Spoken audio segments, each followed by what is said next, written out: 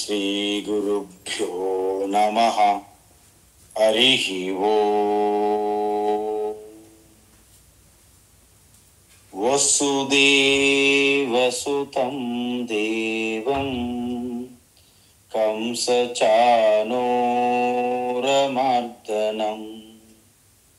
దేవకీ పరమానందం కృష్ణం వందే జగద్గురుం.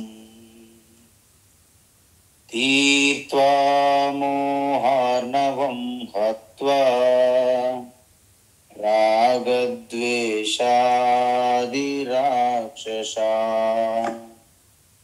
సీతా శాంతి సమాయుక్తా ఆత్మా రామో విరాజతే. ఆత్మా రామో విరాజతే. ఆత్మస్వరూప బంధుగణ, ఇప్పటి వరకు మనము ఈ త్రిగుణములు అంటే ఈ ప్రకృతిలో ఉన్నటువంటి 3 గుణములే మనలో కూడా ఉంటాయి. ఎందుకు?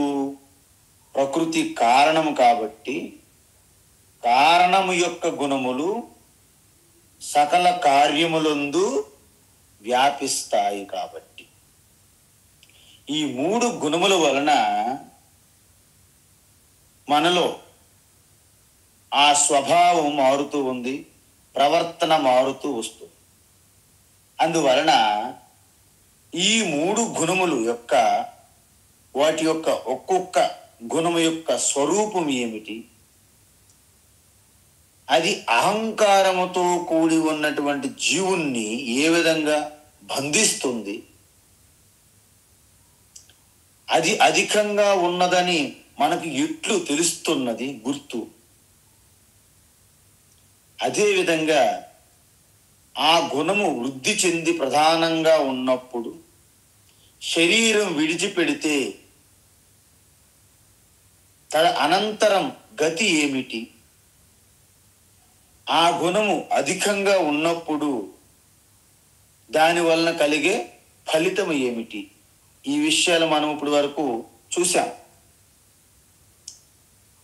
అయితే వాటి యొక్క ఫైనల్ కన్క్లూజన్ ఏం చెప్తున్నారంటే, సత్వస్థాహ అంటే ఊర్ధ్వం గచ్చంతి. ఎవరికైతే సత్వగుణం అధికంగా ఉంటుందో వారు ఊర్ధ్వలోకాలు వెళతారు అని చెప్పారు. అదేవిధంగా రజోగుణం అధికంగా ఉన్నవాళ్ళు శరీరం విడిచిపెట్టినప్పుడు మధ్యస్థ అంటే భూలోకములోనే పుడతారు. అదేవిధంగా తమోగుణం అధికంగా ఉన్నప్పుడు వారు అధోలోకాలు అనగా పాతాళం వంటి లోకాల్లో పుడతారు అని చెప్పారు. అయితే ఇక్కడ మనము దేశము కాలము అన్నింటికీ ఒకే విధంగా ఉండదు. ఇక్కడ మనం గమనించాలి. ఎందుకు అంటే స్వప్నములో ఉన్నప్పుడు మనము స్వప్నంలో ఉన్నటువంటి కాలము ప్రదేశం ఎలాగైతే జాగ్రత్తలో వచ్చేటప్పుడు ఉన్నటువంటి ప్రదేశాన్ని కాలముకి ఎలాగైతే భిన్నంగా ఉంటుందో, అదేవిధంగా మనం పలాయన వ్యక్తికి ఇంకొక వ్యక్తికి ఇంకో ప్రదేశానికి మరో ప్రదేశానికి ఆ అనుభవంలో తేడా ఉంటుంది. అందువలన అన్ని లోకాలకి సమయం ఒక్కలా ఉండదు.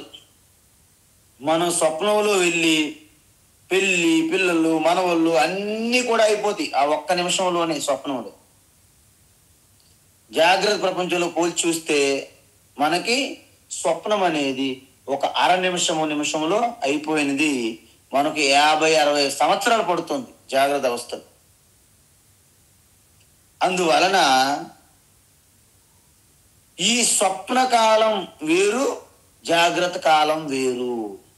అది నిన్న చూసాం. సంవత్సరానికి ఒక్కసారి మనము మన పితృదేవతలకు మనము తర్పణాలు విడిచిపెడతాం సంవత్సరానికి ఒకసారి.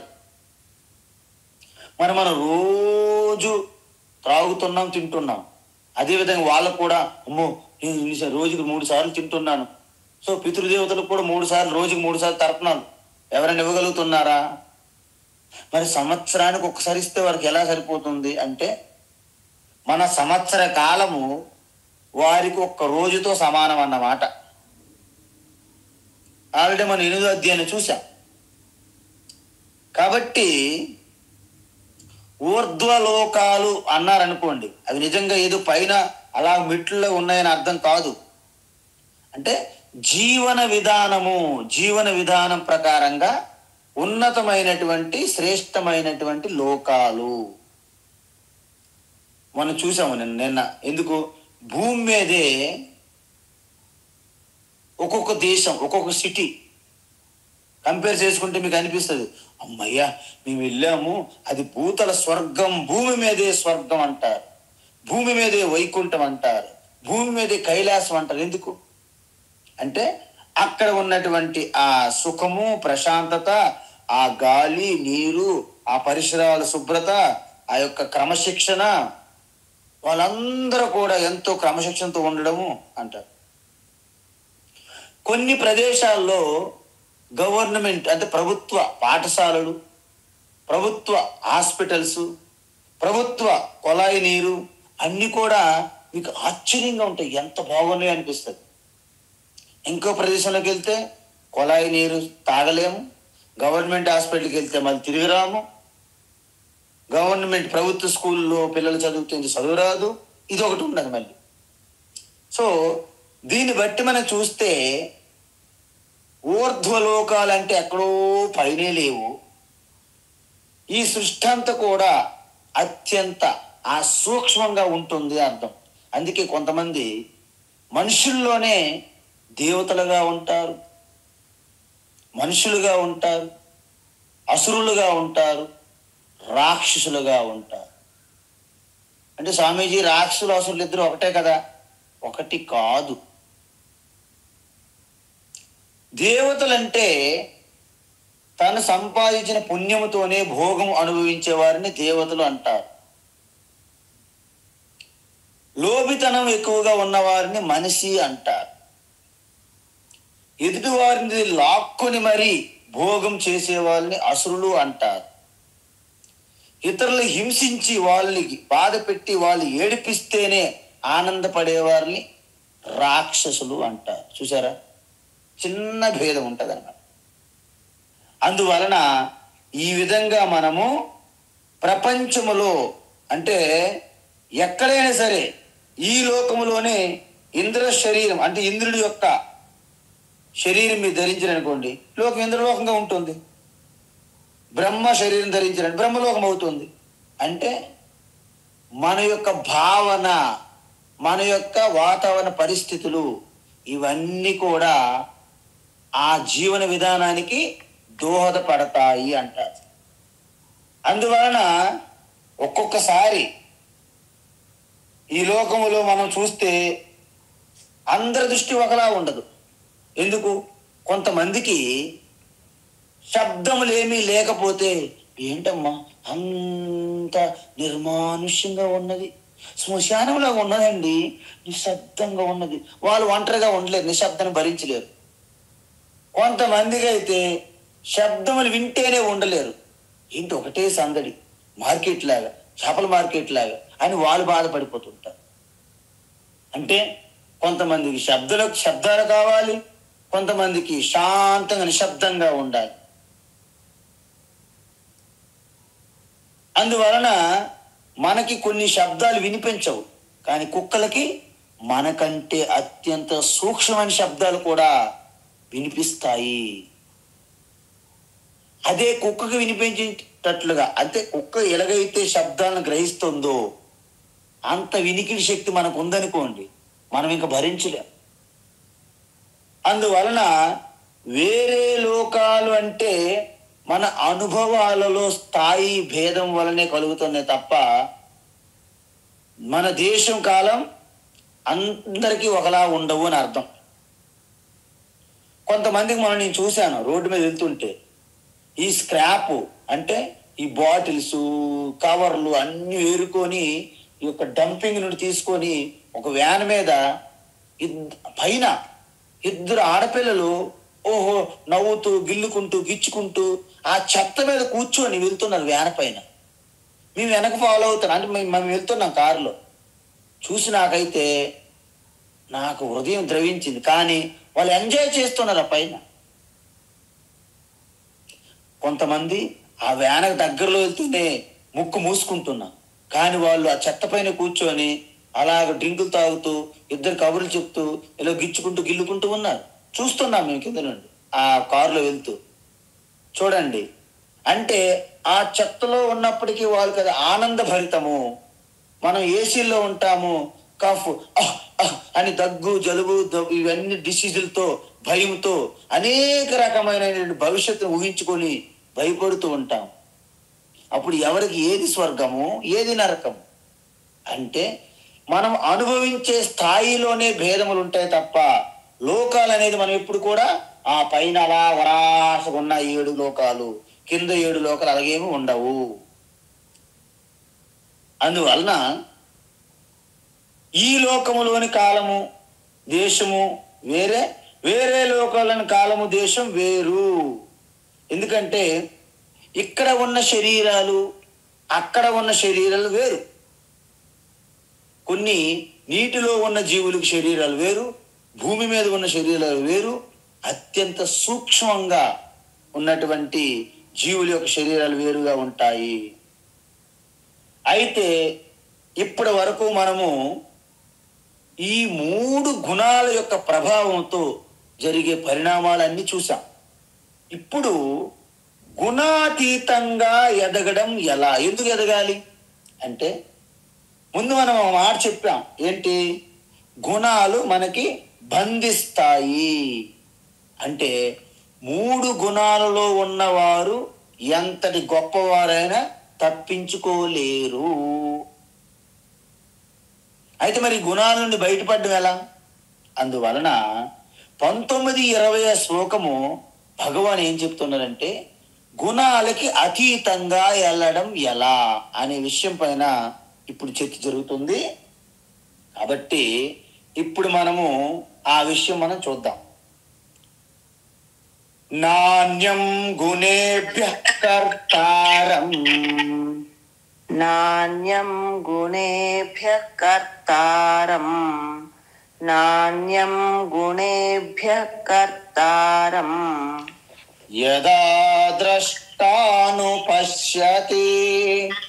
యదా ద్రష్టానుపశ్యతి, యదా ద్రష్టానుపశ్యతి. గుణేభ్యశ్చ పరం వేత్తి, గుణేభ్యశ్చ పరం వేత్తి, గుణేభ్యశ్చ పరం వేత్తి. మద్భావం సోధిగచ్చతి, మద్భావం సోధిగచ్చతి, మద్భావం సోధిగచ్చతి. నాణ్యం గుణేభ్యః కర్తారం యదా ద్రష్టానుపశ్యతి, నాణ్యం గుణేభ్యః కర్తారం యదా ద్రష్టానుపశ్యతి, నాణ్యం గుణేభ్యః కర్తారం యదా ద్రష్టానుపశ్యతి. గుణేభ్యశ్చ పరం వేత్తి మద్భావం సోధిగచ్చతి, గుణేభ్యశ్చ పరం వేత్తి మద్భావం సోధిగచ్చతి, గుణేభ్యశ్చ పరం వేత్తి మద్భావం సోధిగచ్చతి. అద్భుతం. ఈ శ్లోకం ఉన్నది చూడండి, ప్రతి ఒక్కరు కూడా దీన్ని హృదయంలో పెట్టుకోవాలి. ఈ అధ్యాయం అంతటికి ఈ శ్లోకం అనేది హృదయం లాంటిది అనమాట. 19వ శ్లోకం. అయితే ఇప్పటి వరకు మనకి అంటే 15-18 శ్లోకాల్లో మనకేం చెప్పారు? ఈ 3 గుణాల యొక్క విశ్లేషణ, దాని మీద విచారణ జరిగింది. అయితే దాని నుండి మనకు వెల్లడించినటువంటి విషయాలు ఏమిటి అంటే, ఈ 3 గుణాలు నుండి ఎవరు తప్పించుకోలేరు. ఎందుకు చెప్పండి? అహంకారం అనేది ప్రకృతి నుండే వచ్చింది కాబట్టి ప్రకృతిలో ఉన్నటువంటి ఈ 3 గుణాలను అహంకారము తప్పించుకోలేదు. అవునా కాదా చెప్పండి? ఎందుకంటే అహంకారం అంటే ఏం చెప్పాను మొదట్లో? అంటే ఈ శరీరము, ఇంద్రియములు, మనసు, బుద్ధి ఇవన్నీ కూడా జడములే. అయితే ఈ అంతఃకరణం అంటే మనసు, బుద్ధి అనే అంతఃకరణములో శుద్ధ చైతన్యం అనేది ప్రతిబింబించినప్పుడు ఆ ప్రతిబింబముతో కలిసినటువంటి ఈ శరీర, ఇంద్రియ, మనస్సులను కలిపి అహంకారము అంటారు. అర్థమైందా? అంటే మీకు అహంకారం అంటే ఏంటంటే, సజీవంగా ఉన్న శరీరం అంతా కలిపి అహంకారం ఉంటుంది. ఆ ప్రతిబింబ చైతన్యం అనేది వ్యక్తం కానప్పుడు డెడ్ బాడీ అయిపోతుంది. చూసారా? అందువలన ఇక్కడ అహంకారము అంటే ఏమిటంటే కార్యకరణ సంఘాతం అంటారు. అంటే శరీరము, మన ఇంద్రియాలు, మనసు, బుద్ధి ఇవన్నీ కలిపితే కార్యకరణ సంఘాతము. స్వామి చిన్మయానంద గారు చెప్పేవాళ్ళు బిఎంఐ కాంప్లెక్స్ అంటే బాడీ, మైండ్, ఇంటలెక్ట్.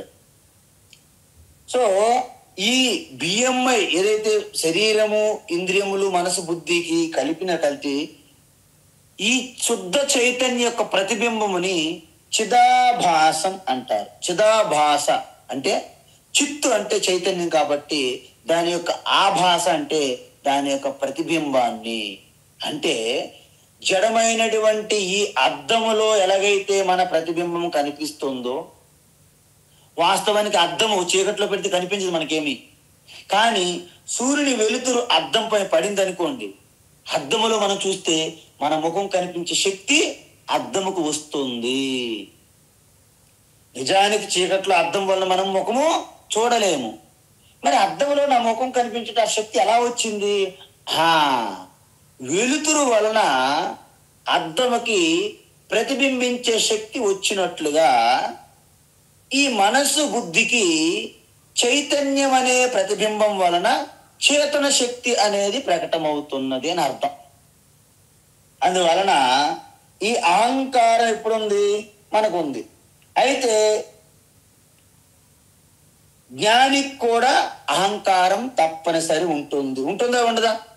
ఇప్పుడు జ్ఞానికి మనస్సు ఉందా లేదా? మనస్సు ఉందంటే అహంకారం ఉన్నట్టు లెక్క. కానీ ఆ అహంకారం ఎటువంటి అహంకారం అని మనం చూసాం. సాత్విక అహంకారమా, రాజసిక అహంకారమా, తామసిక అహంకారమా అని ఇంతకుముందు మనం చూసాం. అయితే జ్ఞానికి కూడా, ఈవెన్ భగవంతునికి కూడా మనసు ఉంటుంది. ఎలా? మాయారూపంగా ఉంటుంది. సపోజ్ భగవంతునికి మనస్సు అనేది లేదు అనుకోండి, మాయ లేదు అనుకోండి, సృష్టి లేదు. శుద్ధ బ్రహ్మ పరాత్పర రామ కాలాత్మక పరమేశ్వర కాలాతీత అంటే భగవంతుడు కాదు, కేవలం శుద్ధ చైతన్య ఆత్మగా ఉంటుంది. కాబట్టి దాంట్లో గుణాలు లేవు, మనస్సు లేవు, అంటే సృష్టి లేదని అర్థం. ఇప్పుడు చెప్పండి, what to do, what not to do అన్నట్లుగా ఇప్పుడు మనం ఏం చేయాలంటే, మనకి సగుణ మనస్సు ఉన్నంత వరకు అహంకారం తప్పదు. అయితే ఈ 3 గుణాల యొక్క స్థాయిల్లో భేదాలు ఉంటాయి తప్ప అహంకారం అనేది మనకి వదలదు. ఎలాగా? సత్వగుణం ఎక్కువగా ఉంటే మనలో ఒక రకమైనటువంటి ప్రవర్తన అహంకారం ఉంటుంది. రజోగుణం అధికంగా మనలో ఉంటే వేరే రకంగా అహంకారం ఉంటుంది. తమో గుణం వలన మరో రకంగా ఉంటుంది. ఫైనల్గా మనకి ఏం తెలిసింది? ఈ గుణాల నుంచి మనము తప్పించుకోలేరు అని తెలుస్తుంది. అయితే ఈ గుణం ఏ గుణం ప్రధానంగా ఉన్నా కూడా వారిని బంధించి వేస్తుంది. ఎలా? ఇప్పుడు చెప్పండి, ఒకరు వచ్చారు, ఏమండి నిన్ను నా యొక్క గన్నుతో కాల్చి చంపాలా, కత్తితో నరికి చంపాలా, లేకపోతే తాడుతో ఉరివేయాలా అని అడిగారు అనుకోండి, మీరేమంటారు? అబ్బే గన్నతో వద్దండి, నాకు తాడుతో ఉరేయండి అంటారా? తాడుతో వద్దండి, కత్తితో నరికేయండి ఒక్కసారి అంటారా? ఏదైనా చనిపోవడం తథ్యం. కాబట్టి ఈ 3 గుణములు కూడా మనల్ని ఏ విధంగా బంధించినా, తమో గుణం బంధిస్తే అది ఇనుమ తాడు లాంటిది, గొలుసు లాంటిది. రజోగుణం అయితే వెండి గొలుసు లాంటిది. సత్వగుణం అంటే బంగారు గొలుసు లాంటిది. చివరికి మీరు బంధించక తప్పదు. అందువలన ఈ విధంగా ఈ 3 గుణాలు మనల్ని బంధిస్తాయి. ఎందుకు? ఒక్కొక్క గుణం ఒక్కొక్క రకమైనటువంటి ఆ వాతావరణాన్ని కోరుకుంటుంది. చూసాం మనం ఇంతకుముందు. సత్వగుణం ఏం కోరుకుంటుంది? నిరంతరం ప్రశాంతంగా ఉండాలి, ఎటువంటి డిస్టర్బెన్స్ ఉండకూడదు, ఎటువంటి శబ్దాలు ఉండకూడదు, వాతావరణం ప్రశాంతంగా ఉండాలి, మరిన్ని ఆలోచించు, అలాగ జ్ఞానం పెంచుకుంటూ, జ్ఞానం ఎప్పటికీ తృప్తి తీరినటువంటి జ్ఞానం పైన తృష్ణ కలుగుతుంది వాళ్ళకి. ఎవరికి? సత్వగుణం అధికంగా ఉన్నవాళ్ళు. ఈ విధంగా జ్ఞానం అనే ఆ తృష్ణతో బంధించబడతారు. ఎవరు? సత్వగుణ సంపన్నులు. మరి రజోగుణం అధికంగా ఉన్న వాళ్ళు ఏంటి? ఆ పని చెయ్యాలి, ఈ పని చెయ్యాలి, ఆ యాక్షన్ అని ప్లాన్లు వేసుకుంటూ రకరకాల కర్మల్లో అలాగా తలా మోకలై ఉంటారు. బిజీగా అంటే కర్మలు అనే దాంతో బంధింపబడతారు. మరి తమోగుణం ఎలా బంధింపబడతారు? ఆలస్యము, నిర్లక్ష్యము, బద్ధకము, నిద్ర, వీటితో బంధింపబడతారు. అయితే సత్వగుణం ప్రధానంగా ఉన్న వ్యక్తికి జ్ఞాన దృష్టి ఉంటుంది. అందువలన ఆయన ఎప్పుడు కూడా ఏకాంతం, నిశ్శబ్దం, ప్రశాంతంగా ఉండాలని కోరుకుంటారు. కానీ రజోగుణం అధికంగా ఉన్న వాళ్ళు ఏకాంతం ఉంటే అది తట్టుకోలేరు.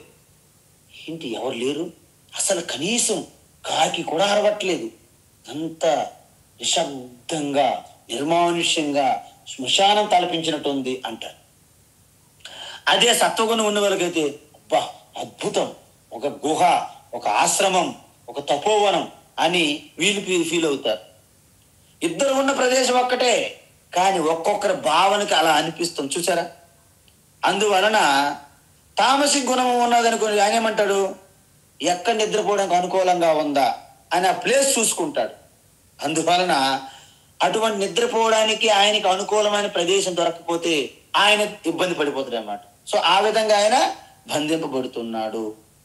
ఆ విధంగా ఏ గుణానికి కూడా ఆ గుణము తనకు అనుకూలమైనటువంటి వాతావరణాన్ని కోరుకుంటుంది. అది దొరక్కపోతే బాధపడిపోతున్నది. అందువలన ఎప్పటికీ ఎవరికి కూడా పూర్తిగా సంతృప్తి ఉండదు. ఎందుకు? ప్రవృత్తి కర్మలు చేయడము, నివృత్తి ప్రశాంతంగా ఉండడము, ఈ విధంగా ఏదో ఒకటి చేయక తప్పదు. అంటే మనం ఏం చేస్తాము? మనకు అనుకూలమైన వాతావరణం మార్చుకోవడానికి మనము ప్రయత్నిస్తూ ఉంటాం. బయట అన్ని వస్తువులు మార్చడము, మనుషులు మారుస్తామని ప్రయత్నించడము. ఎందుకు? మనకు అనుకూలంగా ఉండాలంతా, మన యొక్క స్వభావం అలాంటిది.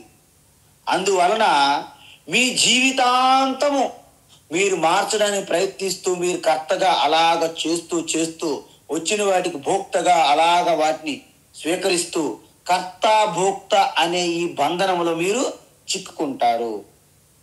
మీరు చూడండి, ఎగ్జాంపుల్కి ఒక పెయింటర్ అనుకోండి.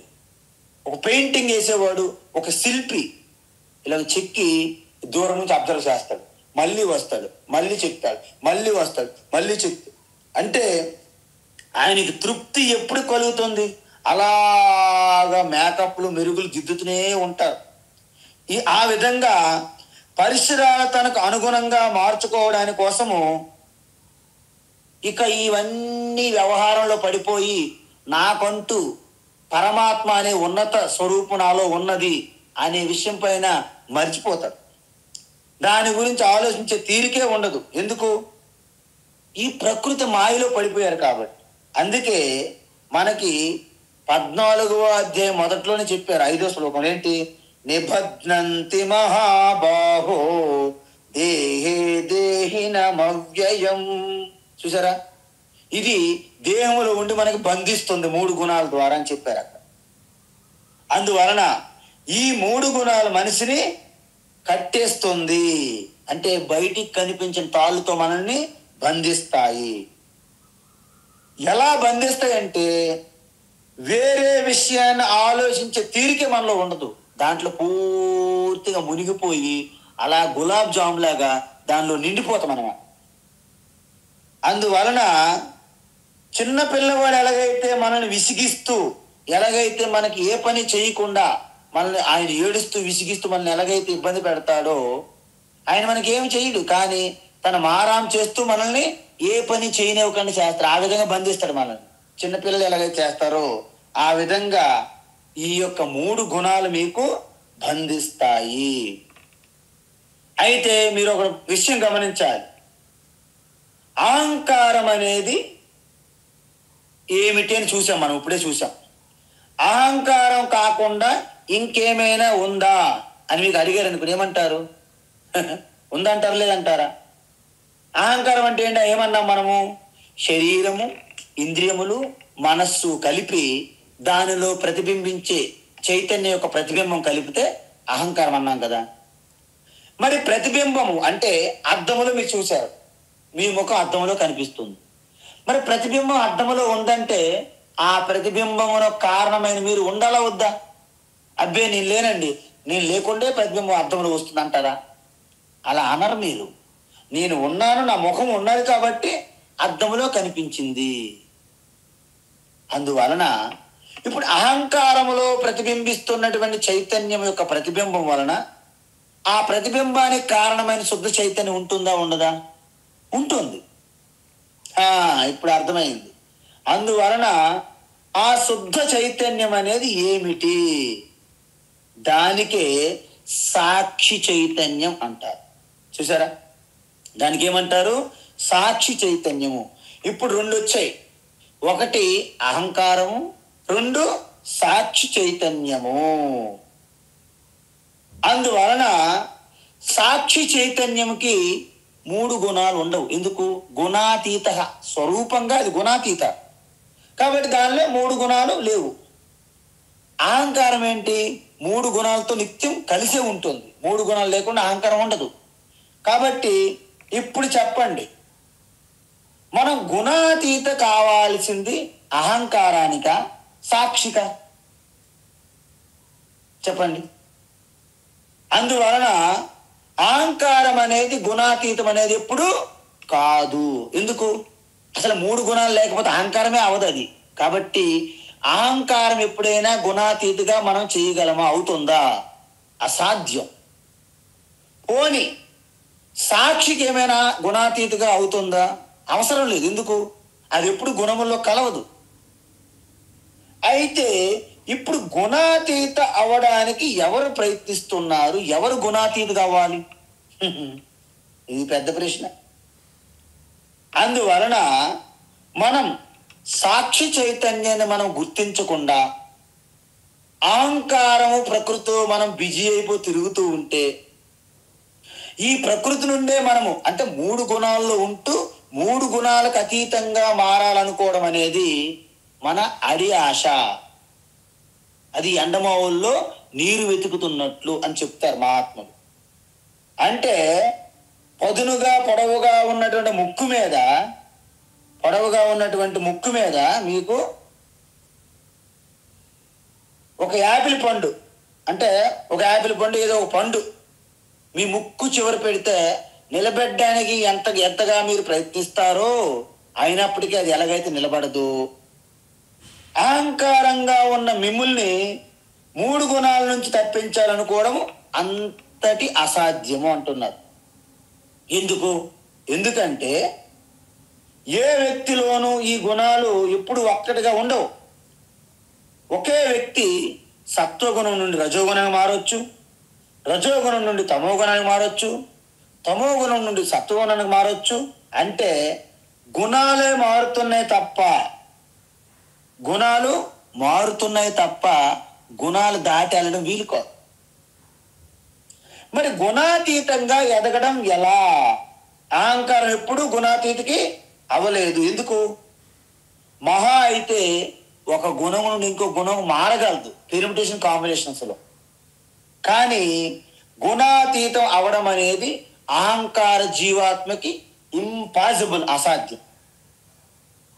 మరి అహంకారం కాకుండా సాక్షి చైతన్యం ఉందని చెప్పాం కదా, పోనీ దాన్నే గుణాతీతంగా చేయాలా అంటే దానికి ఏ గుణాలు లేవు, నిర్గుణం. మరి సాక్షి చైతన్యం గుణాతీతం అవుతుందా? ఇదేం ప్రశ్న, పిచ్చి ప్రశ్న. ఎందుకు? అసలు గుణాలే లేని దానికి గుణాతీతం చేయడం ఏంటి సాక్షికి?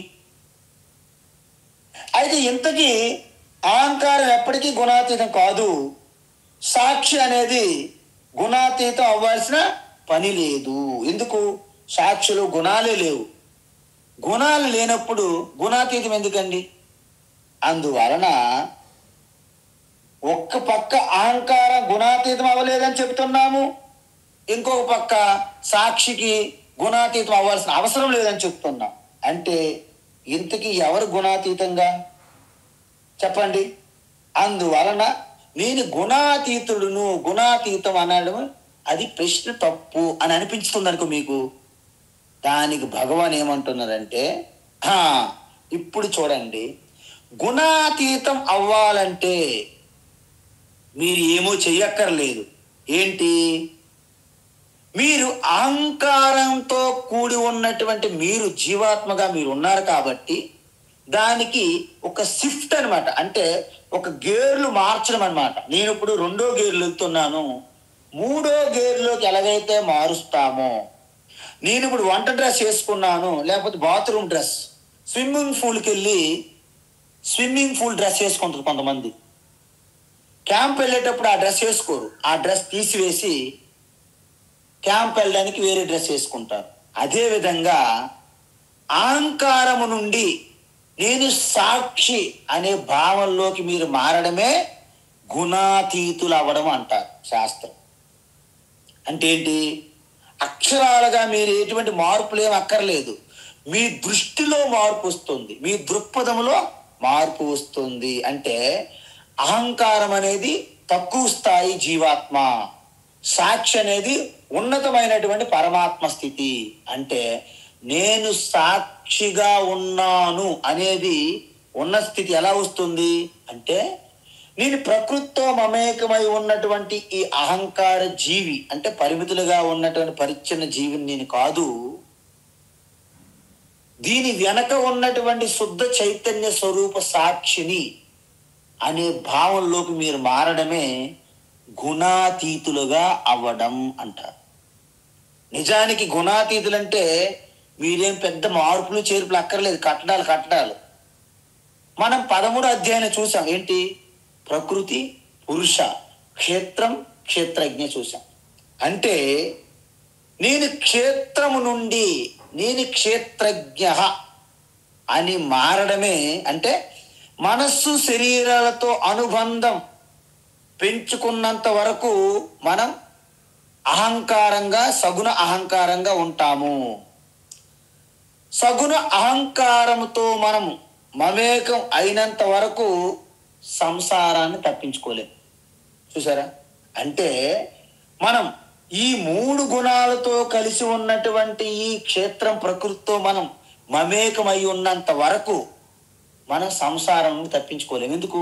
ఈ 3 గుణాలు నిరంతరం మారుతుంటాయి. మనం కూడా ఈ రంగులు రాట్నం అనే చక్రంలో మనము తిరుగుతూ ఉంటాము.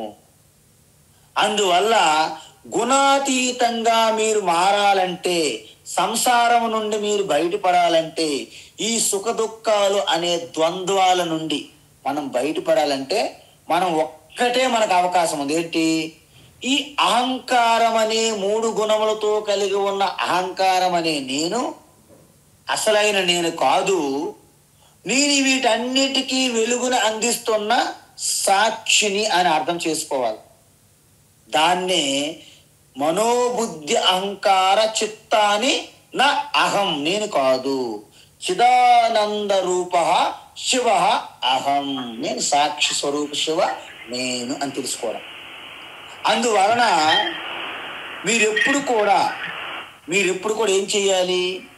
వ్యవహారం చేస్తున్నంత వరకు దీన్ని వ్యక్తిగా గుర్తించుకుంటారు, వ్యక్తిగానే పని చేస్తారు. కానీ మీ లోపల నాకు వ్యవహారంతో సంబంధము లేని సాక్షిని నేను అని గుర్తు చేసుకోవాలి.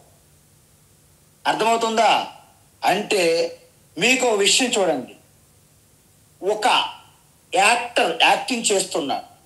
యాక్టింగ్ చేస్తున్నప్పుడు బీ టు ది ఏ బాబా అనే ఒక సినిమాలో రజనీకాంత్ యాక్టింగ్ చేసేటప్పుడు సినిమాలో ఉన్నంత వరకు నేను బాబా అనుకుంటాడు. కానీ లోపల ఆయన తెలుసు, నేను బాబా కాదు, డాబా కాదు, నేను రజనీకాంత్ అనే జ్ఞానము ఆయనకు లోపల ఉంటుంది. తాత్కాలికంగా మనము ఈ క్యారెక్టర్ ఎలాగైతే అన్వయించుకుంటారో మనము కూడా మన శరీరాలను మనము తాత్కాలికంగా మనం వాడుకోవాలి.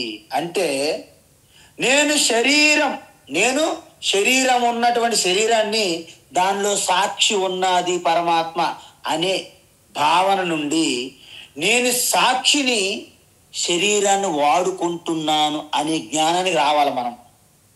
అంటే నేను శరీరమును, నాలో సాక్షి ఉన్నది అనే జ్ఞానము నుండి నేను సాక్షిని, పరమాత్మ స్వరూపాన్ని, నేను శరీరాన్ని వాడుకుంటున్నాను అనే జ్ఞానం రావాలి మనం.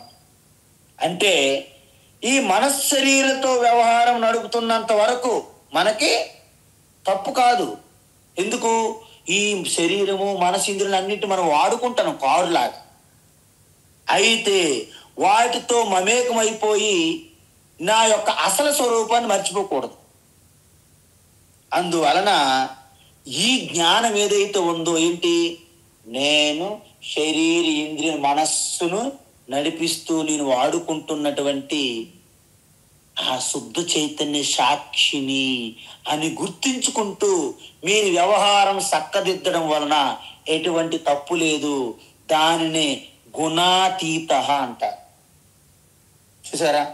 ఈ విధంగా ఎవరైతే సగుణ అహంకారము నుండి నిర్గుణ సాక్షికి దృష్టి ఎవరైతే మారుస్తారో వారు ఒక్కరే గుణాతీతులు. వారే ఆత్మ అనాత్మ చేస్తున్నటువంటి వివేక జ్ఞానులు అని అర్థం. అందువలన నేను సాక్షి చైతన్యం ఉన్న శరీరమును కాదు, నేను అశాశ్వతమైనటువంటి శరీరం తాత్కాలికంగా ఉన్నది, శాశ్వతమైనటువంటి సాక్షి నేను అని పదే మీ యొక్క భావనలో గుర్తు చేసుకోవాలి. వ్యవహారం చేస్తూ ఉండాలి మీరు. ఈ విధంగా నేను ఎప్పటికీ కూడా శాశ్వతమైనటువంటి అకర్త అభోక్తను, నేను కర్తను కాదు, నేను భోక్తను కాదు, ఆ రెండింటికి వెనక ఆధారంగా ఉన్న సాక్షి శాంత స్వరూపము శివస్వరూపాన్ని నేను, ఆత్మారామను నేను అని మీరు ఎప్పుడైతే గుర్తుంచుకుంటారో మీకు సంసారము నుండి బయటపడే ఏకైక మార్గం ఇదొక్కటే. దీనికంటే వేరే మార్గం లేదు. అయితే ఈ గుణాతీత కావాలంటే మనం ఏమి చెయ్యాలి అంటే ఆత్మజ్ఞానం పొందాలి. మరి ఆత్మజ్ఞానం పొందాలంటే ఏమి చెయ్యాలి? గురు శాస్త్ర ఉపదేశం పొందాలి. గురు శాస్త్ర ఉపదేశం అంటే ఏమిటి?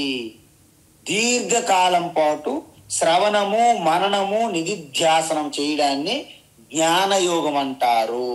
అందువలన సర్వం జ్ఞానం ప్లవేనైవ వృజినం సంతరిష్యతి, సర్వకర్మాఖిలం పార్థ జ్ఞానే పరిసమాప్యతే, జ్ఞానాదేవతు కైవల్యం మోక్షం, నహి జ్ఞానేన సదృశం పవిత్రమిహ విద్యతే. ఇది జ్ఞానంతో మాత్రమే మీకు మోక్షము అంటే సంసారం నుండి, ఈ గుణాల నుండి బయటపడతారు తప్ప వేరే మార్గం లేదు. అయితే కొంతమంది అంటారు, స్వామీజీ ఎన్నో సాధనలు ఉన్నాయి, ఎన్నో తపస్సులు ఉన్నాయి, ఎంతో మంది మహాత్ములు వేరు వేరు యోగాలు తపస్సులు చెప్తున్నారు కదా. క్రియాయోగము, కుండలిని యోగము, కర్మయోగము, రాజయోగము, నాథయోగము, అనేక జపయోగము, అనేక పారాయణ యోగము, అనేక యోగాలు ఉన్నాయి కదా. మరి అవన్నీ మాకు మోక్షాన్నిస్తాయి కదా అంటే, ఎన్ని యోగాలు చేసినా, ఎన్ని తపస్సులు చేసినా మీకు ఈ ఆత్మజ్ఞానం యొక్క ప్రాప్తి కోసం యోగ్యత ఇస్తాయే తప్ప ఏమి కూడా వేరే మార్గం లేదు లేదు అని భగవాన్ ఇక్కడ చెప్పారు. ఎందుకు? నా అన్యం గుణేభ్య కర్తారం. చూసారా, నా అన్యం అంటే గుణాల కంటే వేరుగా ఎటువంటి కర్త లేదు, స్పష్టం చేశారు. అంటే గుణాల కంటే వేరుగా కర్త ఏమీ లేదంటే అర్థం ఏంటి? ఈ ప్రకృతిగా ఉన్నటువంటి 3 గుణములే కర్త భోక్త. ఈ జ్ఞానాన్ని ఎలా తెలుస్తుందో మనకి 4 అధ్యాయాలు చూసాం మనం. తద్విద్ధి ప్రణిపాతేని పరిప్రశ్నేని సేవయ్య అని చూసాం. కాబట్టి ఈ గుణములే కర్త అవుతున్నది, ఈ గుణములే భోక్తగా మారుతున్నాయి. గుణేభ్యశ్చ అంటే గుణముల కంటే, పరం వేత్తి అంటే గుణములకు కూడా చేతన తత్వాన్ని అందిస్తున్నటువంటి ఆ పరతత్వం ఏదైతే ఉందో, ఆ పరతత్వం ఏదైతే ఉందో గుణముల కంటే భిన్నంగా పరతత్వం ఏదైతే ఉందో దాన్ని మనము సాక్షి అసంగ స్వరూపం అంటారు. అందువలన గుణాల కంటే వేరుగా ఉన్నటువంటి ఆ అసంగ స్వరూపాన్ని వేత్తి ఎవరైతే స్పష్టంగా తెలుసుకుంటారో, యదా ద్రష్టాను అనుపశ్యతి. ఏ విధంగా అనుపశ్యతి అంటే గురు శాస్త్రము శ్రవణ మన నిధిధ్యాసన ద్వారా తెలుసుకోవడాన్ని అనుపశ్యతి అంటారు. ఆ విధంగా ఎవరైతే స్పష్టంగా దర్శిస్తారో మద్భావం సహా అధిగచ్చతి, వారు నన్నే పొందుతారు అంటే సాక్షి చైతన్య స్వరూపంలో నిలిచి ఉంటారు అని చెప్తున్నారు భగవాన్. అందువలన గుణేభ్యశ్చ పరం వేత్తి అంటే సాధకులు అంటే మీరు, మనము సాక్షి చైతన్యాన్ని తెలుసుకుంటాము. ఈ సాక్షి చైతన్య స్వరూపం ఏమిటి మనం చూసాం. గుణేభ్యశ్చ పరం అంటే, పరం అంటే అతీతం అని అర్థం. అంటే 3 గుణాలకి అతీతంగా ఉన్న సాక్షి. 3 గుణాలు ఎక్కడ ఉన్నాయి? శరీరం 3 గుణములు ఉన్నది, మనస్సు అంటే 3 గుణములు కలయికే. అంటే యావత్తు ప్రపంచము శరీరాలన్నీ కూడా 3 గుణముల కలయికే. దీన్నే అనాత్మ లేదా క్షేత్రము లేదా ప్రకృతి అంటారు. అతీతంగా ఉందంటే ఏమిటి అర్థము? మీరు చెప్పండి. అతీతం అంటే చాలా మందికి అర్థం కాదు. చూడండి, అక్కడ బస్సు ఉంది కదా, ఆ అతీతం బస్సు కంటే కొంచెం దూరంగా బస్ స్టాండ్ ఉంది అన్నాం అనుకో, సపోజ్ బస్సు కంటే అతీతం అని అర్థం ఒక్కొక్కసారి. కానీ ఇక్కడ అలాంటి అతీతం కాదు. ఇక్కడ అతీతం అంటే ఏంటి అంటే సాక్షి చైతన్యము. అంటే శరీరము మనస్సు ఇంద్రియములన్నీ వ్యాపించి వాటికి అంటకుండా భిన్నంగా ఉన్నదాన్ని అతీతము అంటారు. చూడండి, మనం ఇంతకుముందు చెప్పాం, చెయ్యిల పెట్టని కాంతిలో, మీ ప్రకాశంలో, వెలుతురులో ప్రకాశం అనేది చెయ్యి అంతటా వ్యాపించి ఉంది, కానీ చెయ్యికి అంటట్లేదు, దాన్ని అతీతం అంటారు. సో ఈ విధంగా ఈ త్రిగుణ శరీరానికి చైతన్యం ఆపాదిస్తుంది, కానీ శరీరకు ఉన్న మలినాలు చైతన్యంకి అంటవు. చూడండి, ఈ శరీరం లోపల బయట చైతన్యమే వ్యాపించి ఉన్నది. మరి శరీరం లోపల బయట ఉన్న మలినము చైతన్యమునకు అంటవు. ఎలాగైతే చేయి శుభ్రంగా ఉన్న బురదగా ఉన్న ప్రకాశానికి ఎలాగైతే అంటవో, మన శరీరం లోపల ఉన్నటువంటి మాలిన్యము కపటము మన పుణ్యపాపాల సంస్కార వాసనలు శుద్ధ చైతన్యానికి అంటవు. నా పుణ్యం నా పాపం నా సౌఖ్యం నా దుఃఖం దుఃఖం నా మంత్రో నా తీర్థం నా వేదాన యజ్ఞా నమే ద్వేషరాగౌ నమే మోహ మద నా ధర్మ నా అర్థ నా కామ నా బంధ నా మోక్ష ఇవేవి కూడా నాకు అంటవు నేను కాదు అని చెప్పారు. అందువలన ఈ అసంగత్వం ఏదైతే ఉందో దాన్ని పరం తత్వం అంటారు. అందువలన అహం ఇతి వేత్తి అంటే ఏంటి? నేను పరం సాక్షి చైతన్యాన్ని, నేను దేనికి అంటను అని ఎవరైతే తెలుసుకుంటారో సాధకులు, మీరు మనము, యదా ద్రష్ట, చూసారా, ద్రష్ట అంటే వివేకవంతులైనటువంటి సాధకులు. అంటే పరిసరాలని తనకు అనుగుణంగా మార్చుకోవడం మానేసి మనలో మార్పు వచ్చింది. ఇప్పుడు మన పరిసరాలు మార్చట్లేదు ఇప్పుడు. అంటే ఎందుకంటే మీరు పరిసరాలను వ్యక్తులను మార్చాలని చూస్తే అది ఇప్పట్లో అయ్యే పని కాదు. కాబట్టి బయట నాకు ప్రభావితం చేస్తుంది అనేది విస్మరించి నాలో నేను ఆ యొక్క గేరు మార్చినట్టు నా దృష్టి మార్చాను. నేను అహంకారం అనే దృష్టి నుండి గుణాతీతంగా ఉన్న సాక్షి దృష్టికి వచ్చాను ఇప్పుడు నేను. అందువలన సమస్య బాహ్య ప్రపంచములో లేదు, వ్యక్తుల్లో లేదు, వస్తువుల్లో లేదు, జస్ట్ నేను చూసే విధానములో నా దృష్టిలోనే ఉంది అని అర్థమయ్యింది. కాబట్టి నేను ఎల్లప్పుడూ పూర్ణోహం. చూసాం కదా ధ్యానములు అంటే శబ్దములు నామరూపములు ఉన్నా లేకున్నా, ఆలోచనలు ఉన్నా లేకున్నా, సంకల్పాలు కోరికలు వస్తున్నా లేకున్నా, మనుషులు ఉన్నా లేకున్నా, నాలో ఎటువంటి కలత లేమీ లేదు. ఎక్కడ? శుద్ధ చైతన్య ఎరుకలో. అంటే అది ఎల్లప్పుడూ పూర్ణం. నేను పూర్ణత్వం కోరి ఉన్నాను. ఆ పూర్ణత్వం అనేది బాహ్య ప్రపంచం ఇవ్వలేదు నాకు. నేను పూర్ణమై ఉన్నాను ఎల్లప్పుడు కూడా అని ఎప్పుడైతే తెలుసుకుంటారో అప్పుడు ఇక మీరు ఈ యొక్క వాస్తు దిశలు మార్చడము, ఈ కిటికీలు తీసి డోర్లుగా చేయడము, డోర్లు తీసి కిటికీలుగా చేయడము, ఏ మార్పులు చేర్పులు మీరు చేయరు. ఎక్కడ ఉన్నది ప్రపంచం అలాగే ఉంటుంది, ఎలా ఉన్న మనుషులు అలాగే ఉంటారు. కానీ మీలో ఒక అద్భుతమైనటువంటి మార్పు వచ్చింది.